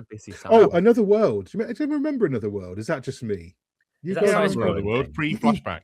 Pre-flashback, yeah. It was what's his damn name? Like it was a French guy. I can't remember. Delphine Software, was it? Yeah. And it was yes, Another World. So Flashback is one of my all-times, like all-time games is Flashback, which is why Flashback 2 offended me to my core. Yeah, you were so upset. Yeah, you were not having a good like time. Genuinely, like just it might as well have put on a coat and kicked me in the balls repeatedly. That's an awful, and I don't care if that upsets the developers who put their heart and soul into it. Flashback 2 was a fucking horrendous, abysmal, atrocious abomination of a fucking game. Tell it like it is, Mick. Yeah, and I don't care. It was awful. But the original Flashback I loved, and Another World was the precursor to that. Really hard game to play. Yeah, I remember having the worst time. There's like an opening area with some little like knifey worm things little on worms the floor. That stabbed you in the knee. You get to one side and you have to go back past them. And it must have taken about 1 million attempts for like 10-year-old. So me. Another World had some of the weirdest, like you needed a guide to play Another World at a time when you didn't have guides. Yeah. Like there was some stuff in that I went and back and played when they re-released the anniversary of it, which was probably like the 25th anniversary, because it was a long time ago that I played I think I played it on it was on like Vita or something. I think yeah. And I was finally able to finish the game because there was a point that I'd got where you were like, because you met like the alien, there was like that alien thing that sort of befriended the you. Spudhead dude. Yeah. And there was a bit where like you ended up in a cage or something above him. And that used to be where I got to. I'm sure it was that point. And I'd get to that point and I'd be like, I'm done. I cannot fucking solve this. This will never be solved. No one's ever going to finish this game. I'm sure it was that bit, or it might have been a bit after that. I'm trying to think, is that when you like swing it a little bit and then someone shoots and lasers the chain? Yeah, and you had to do it a certain way, and I'm sure it was that, or it might have been towards the end where you had to do like a button combination to stop a laser, and it used to randomize or something. Because some bits were weirdly timing based. Like if you did that at the wrong moment, it just wouldn't happen. You had to wait for like a few lasers to go and then do it. But there's nowhere to look this stuff up. You just had to go, I'll try again then, I guess. And there's another 20 minutes. I didn't finish it until playing the anniversary edition, when I finally was able to like see someone else do it and be like, oh, right, that's all I had to do. Then I was able to finally finish Another World. But that was a game that was just really hard to control. Because I remember it was like you ran, and when you stopped, he would keep taking a few extra steps while he sort of jogged to a stop. And so if you did it at the wrong time, you would just die. You would run into a trap or get lasered in the head, or one of those worms would stab you in the kneecap. And it was like, I remember seeing that animation so many times. yeah. You get a Another- tiny scratch and just flop over dead. Like, oh, okay. That's and the Um, whole thing can't be any more than like, what, 40, 50 minutes to play through? I don't It's honestly not know. long, is it? Games weren't long then, and I don't think it was. But I couldn't tell you because I played it I played the beginning Yeah. so many times. It took I remember how 20 hours cinematic to it felt complete. for the time, though, as well. You what, mate? It felt truly cinematic for the time. Oh yeah, at the time it really was. Yeah, I'd never seen anything like it. It was crazy. It's like, oh, it's almost like the beginning of cutscenes, essentially. Yeah, because I remember like the lab at the beginning. There was all like it's really nostalgic. What did you say, Lyle? Sorry, mate. You said something. I don't remember. It probably wasn't important. Fair enough. None of this is important. We're all here for a laugh, aren't we? It's true. But we've gone on a long time, and there's like a massive list for 40, and I do want to talk about a lot of it because some of it's really big stuff. That like so Yeah. 40-year anniversaries this year. Some of these, so I'll get a couple out of the way. So Ubisoft is 40 years old this year for a start. And again, you know, you can knock them, and people do, and sometimes for good reason. But Ubisoft have produced some genuine bangers. Like there's some franchises that have been massively, massively influential on the gaming industry in general. I mean, people slag off Ubisoft open worlds now. Oh, there's a checklist. Oh, it's the same shit. Everybody fucking does that because Ubisoft did it. Do you know what I mean? All these games... They did all the groundwork for it, didn't they? Yep. You know, Shadow of Mordor and stuff. I mean, yeah, you've got the Nemesis system was highly innovative. The rest of that game was Assassin's Creed. Like it was Assassin's Creed Mordor with that Nemesis system on it. Like they've done it, like Final Fantasy VII Rebirth, for fuck's sake, had an open world with a checklist and nobody minded. And like, you know, you were still climbing towers and you were still going up yellow painted ladders, but because it was Final Fantasy Rebirth, everybody just went, yeah, this is great. And like gets a free pass for it, isn't it? Yeah, Ubisoft automatically gets shit for it now. It's just the common thing to jump on. Yeah, Assassin's Creed Shadows was like one of the biggest selling games last year, which people just kind of turn a blind eye to. They go, well, Ubisoft is shit. I'm not buying Ubisoft. Yeah, it was like the 4th best selling game for most of the year. Like, that's it. Shut the fuck up. Like, don't like it if you don't want to, but let's not pretend that their games don't sell fucking cobs.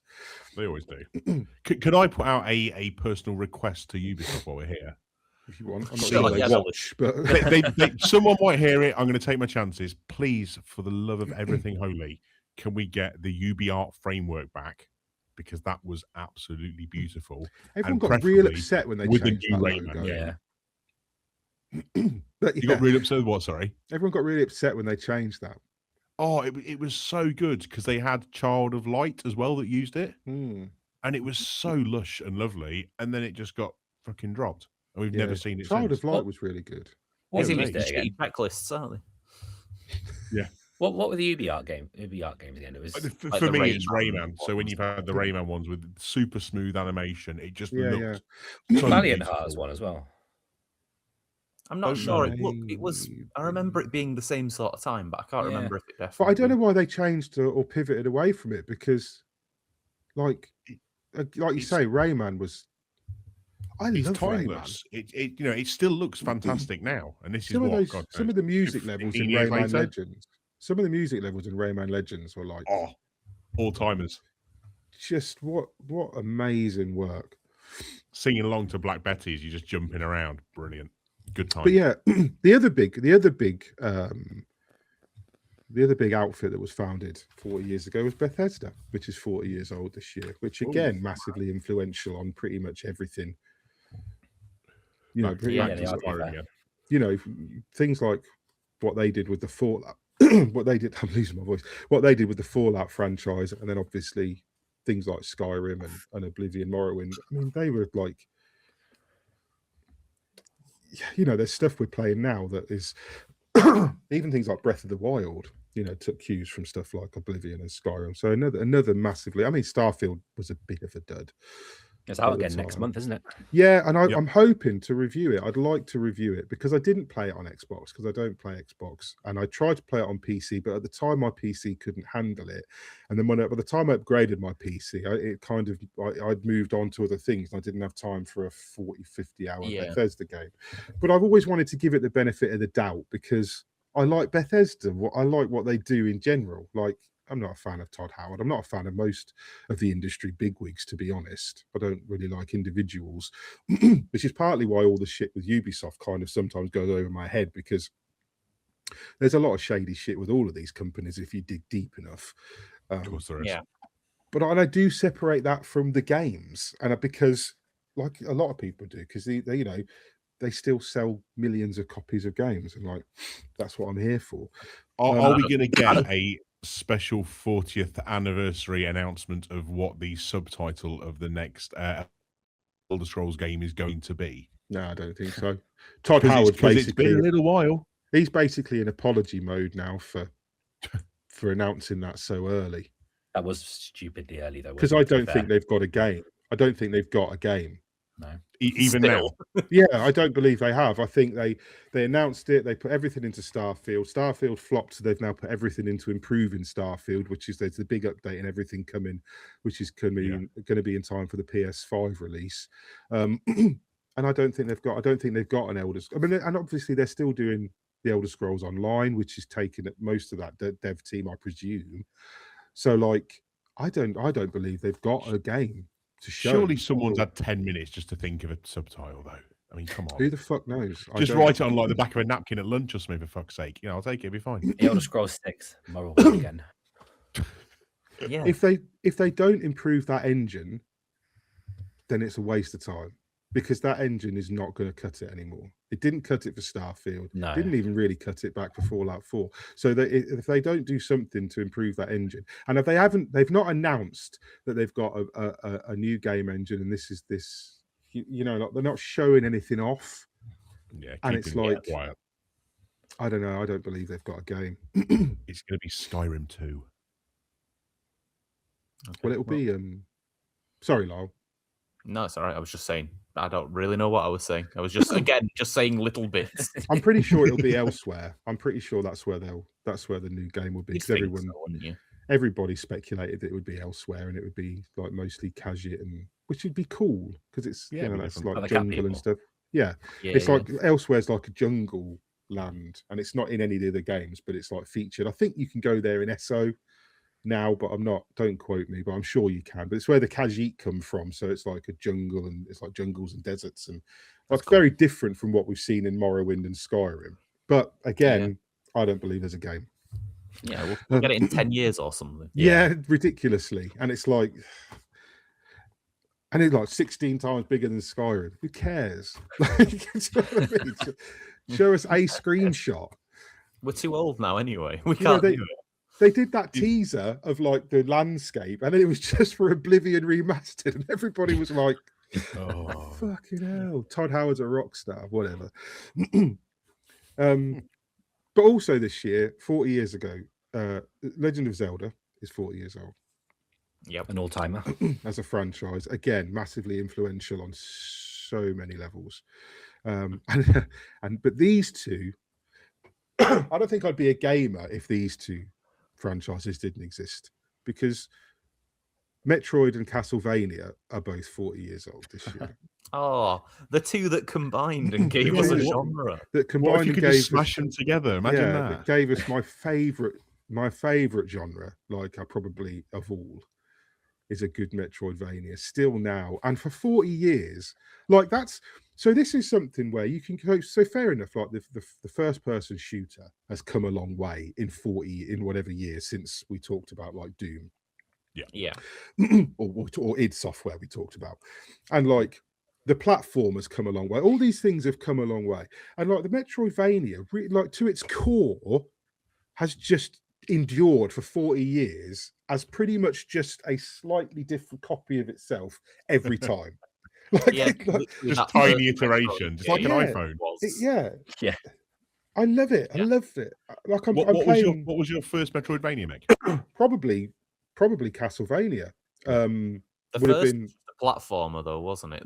Like Castlevania didn't really go yeah. Metroidvania till what, like Symphony of the Night? Yeah, so Symphony of the Night is the one I remember. Symphony of the Night is the one that got me into it properly, because I wasn't a Metroid guy. Like I never really played a Metroid. I didn't play a Metroid game until Metroid Dread, right? So I'm not like Metroid And wasn't. Wild. yeah, so Metroid wasn't an influence on me. I didn't get to it. I don't know why, like no particular reason. I just didn't. But Castlevania I did, and I played like Symphony of the Night and off the top of my head I can't even remember what most of them were called, but like they're all basically the same. Some at musical, but yeah, with a silly main character name like Derek fucking Belmont or whatever they're called. Well, it's not, but there's like Trevor and Belmont, yeah. But we've had like there was like Trevor and Gabriel and Sebastian Belmont, I think there was, and like is there a Simon Belmont, Belmont. He's the first, isn't he? He was the original, wasn't he, Simon Belmont? Yeah. But fucking magic games, like even now, play Symphony of the Night now, right? It's still really, really, really good. Still stands up, doesn't it? Like 40 years, like I know Symphony of the Night's not 40 years old, but it's knocking on, and like it's still really good. Like these games are just like they're really, really, really good stuff. And like Dead Cells did the Castlevania crossover. Oh yeah.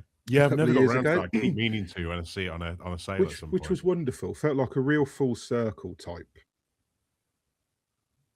deal, that, because like because of what Dead Cells was influenced by, and then to like have that and to do such justice to it was like really impressive. But yeah, 40 years is mad. And I do remember playing, and I was 5 years old. I did not play the original Castlevania when I was 5 years old, but I have played the original Castlevania like several years later.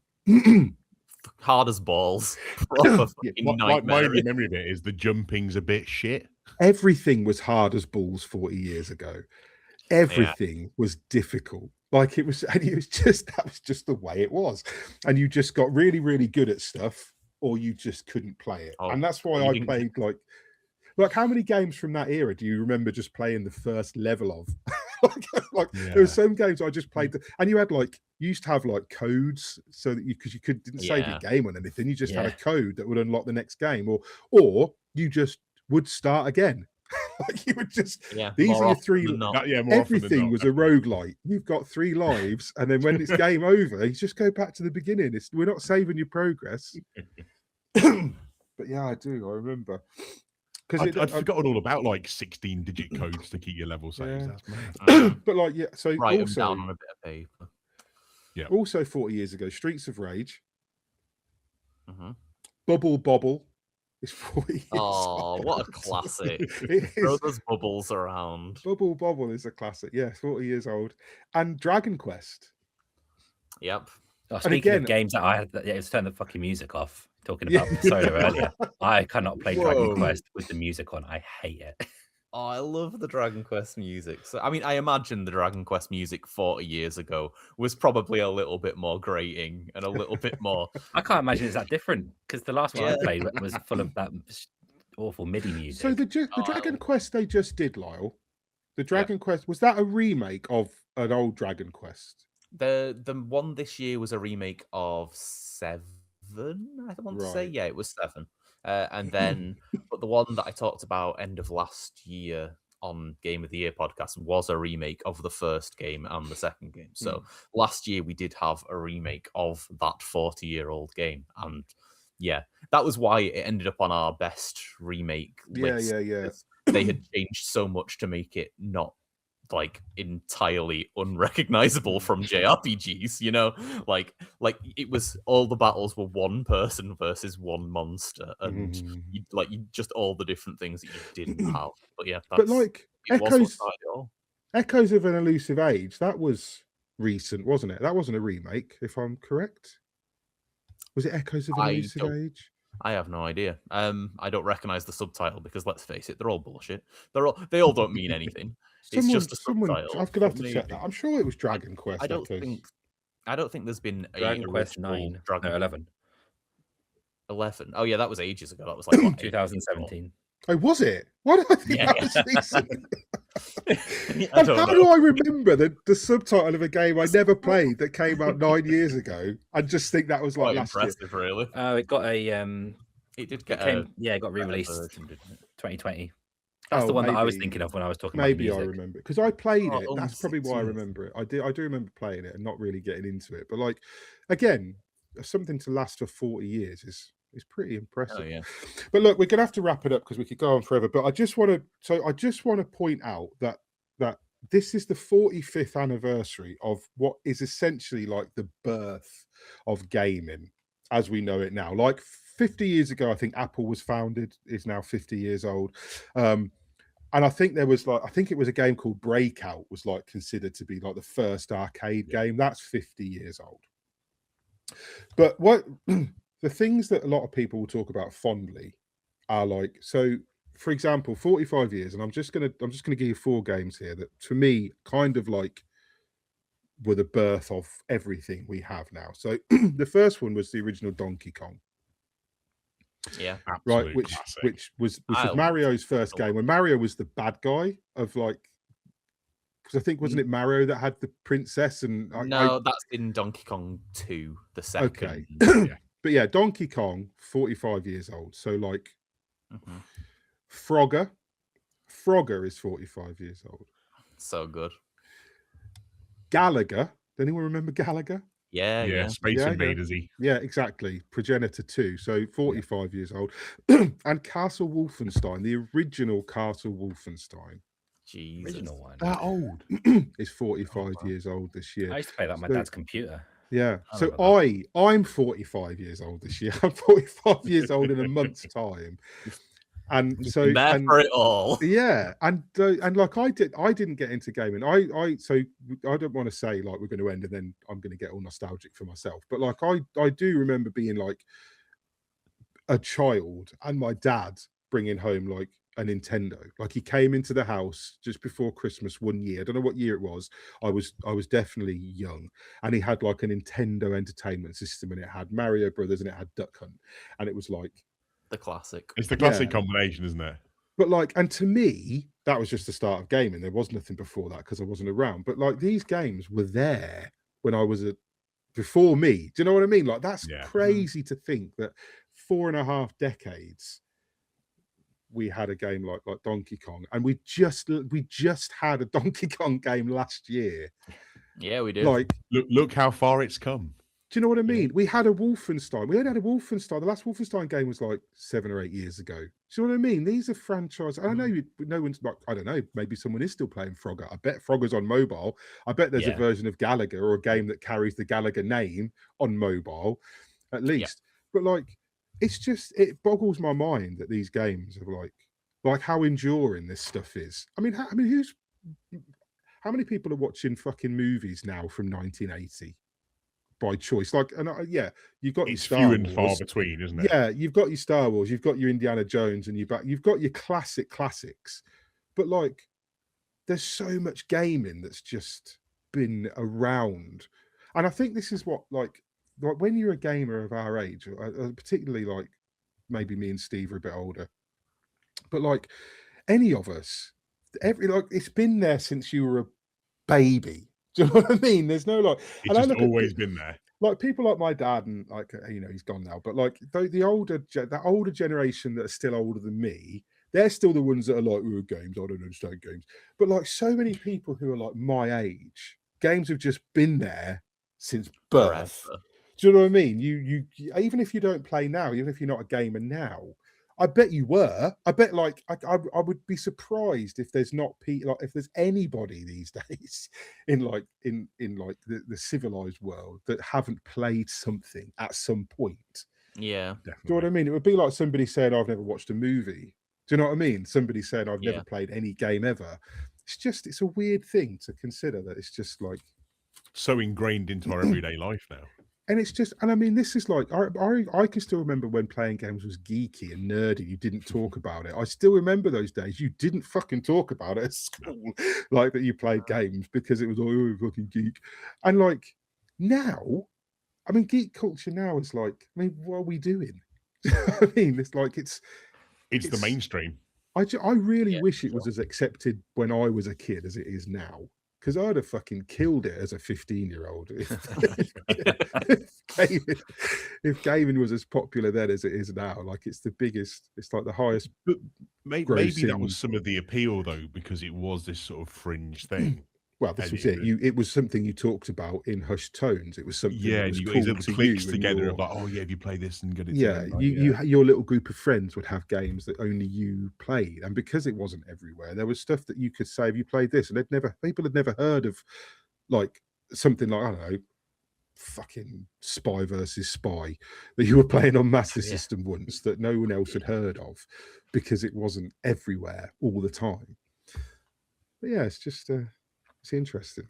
So yeah, lots of little nostalgia trip we've been on today. Yeah, it Back is through all the decades. Yeah, lots and lots of birthdays this year. It's just really. I mean, you could probably do this every year. I bet if you really looked into it, there's probably a lot of things that are turning 5, 10, 15, 20, or whatever every year. So let's do it every year. We could come back every year and do this. But yeah, it's just, I don't know. It gets me all, because it's such a big thing, like in my life, gaming. It's such a big deal. Yeah. And I think we probably all have that of feeling course, here on a gaming podcast. Well, yeah, of course, I'm talking for me specifically, but yeah, obviously this is what we love it because it's fucking brilliant, isn't it? Gaming, it's just it's right, isn't it? Something to do. Better than films. Ooh, yeah. No, I agree with that. I think it's better than films. Yeah, I don't get me wrong. I like a film. I think it's mood dependent, isn't it? Sometimes you just want to sit and absorb something good. Other times you want to be hands on. I've never chosen to watch a film rather than play a game, unless it's with someone. Like my wife will say to me, "Do you want to come and watch something?" Like that's different. That's a thing where we're doing that together. But if I'm alone, if I'm at home on my own, and I'm just about to chill out, and I wanted to, like, I might have some music on, I might whatever. I've already done your wank. Already had the wank, probably 3, and I won't then go and sit and think I'll put a film on and chill out. Like I said, well, I don't watch TV much because I only watch TV with my wife. So if there's shows that I want to watch on my own, I don't watch them. So like, what about a book over gaming, Mick? Well, I used to read a lot. But then now I have Audible and I'm lazy. So like now I can read books while I play games. Multitasking. It's just I can listen to a book for 8 hours at work or whatever. Do you know? So it's like it's different.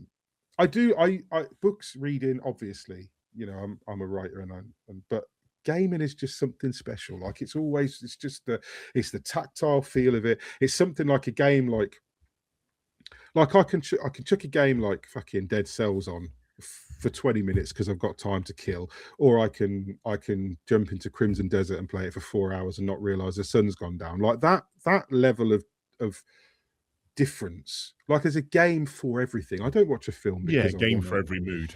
I don't watch a film for catharsis, but I play a game for catharsis. If I've had a fucking shit day, I'll put Doom the Dark Ages on for an hour and just bust heads open or whatever. Do you know what I mean? Or it's just a different thing.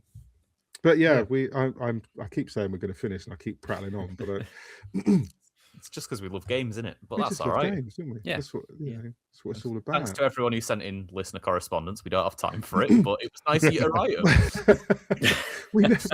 we just talk. It's me. It's my fault. I talk far too much. But like, it's a podcast. This is what else am I supposed to do? But we could do listener correspondence in the bonus pod. We could maybe. I was thinking that. Yeah, we could squeeze that in because it is from the Patreons, so it's kind of for the patrons. Yeah. But yeah, let's go and do that. Let's go and do the bonus pod now before it's midnight. I might be making an attempt to stay this time. Yeah, it would be nice if you were here for just hang out for a bit. Yeah. Well, I'm going to make this podcast real short because I'll cut it from when you disappeared to when you came back. And so sorry for the 15-minute podcast. And then, it's a 15-minute podcast, and then everyone will wonder why we didn't do the listener correspondence at the end. Anyway, yeah. So. We'll call that a podcast, and we're going to shoot over and do the bonus pod, which is for the Patreon. So this always goes live on a Monday, and the Patreon only bonus pod goes live on a Wednesday morning. I've been pretty good at keeping the schedule. Hell yeah. So far, we haven't missed one. So yeah, if you like what we do, go and check out the Patreon. You come in our Discord. You can get our bonus pods. They're always a bit sillier. I mean, we shoot the shit for an hour and a half every week on the main pod, but then the bonus pod is always just that little bit more unhinged. Usually, you know, we tend to do a quiz, or we'll do a most anticipated rundown, or we'll just talk about Lyle for an hour. We'll just talk about Lyle for an hour, which is still one of our most listened to bonus pods. Go on. We know what you're going to make his head big. I listen to it every day as part of my morning routine. So just to refresh myself on Lyle. Got to bump them numbers. But yeah, so that's the end of that. It's Loot Level Chat. Sorry, from Loot Level Chill this week. I've been Mick Fraser. He's been Lyle Pendle. He's been Stephen Chambers, and he's been Kieran Singh, and you guys have been lovely. Bye-bye. Bye. Ta-ra.